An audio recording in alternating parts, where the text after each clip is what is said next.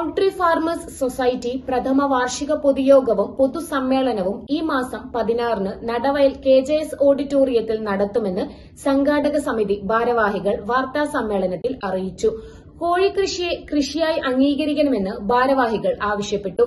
ശനിയാഴ്ച രാവിലെ 9:30-ന് പ്രസിഡന്റ് ഹമീദ് അമ്പലവയലിന്റെ അധ്യക്ഷതയിൽ പൊതുയോഗവും ആരംഭിക്കും. പൊതുസമ്മേളനം 11:30-ന് മന്ത്രി OR കേളു ഉദ്ഘാടനം ചെയ്യും. IC ബാലകൃഷ്ണൻ MLA അധ്യക്ഷത വഹിക്കും.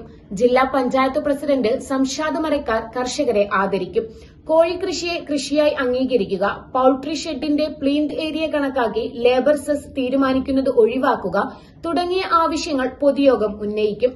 ക്രിസ്റ്റി റോഡ്രിഗ്സ്, എൽദോ ഓലിക്കുഴി, MM സെബാസ്റ്റ്യൻ എന്നിവർ വാർത്താസമ്മേളനത്തിൽ പങ്കെടുത്തു.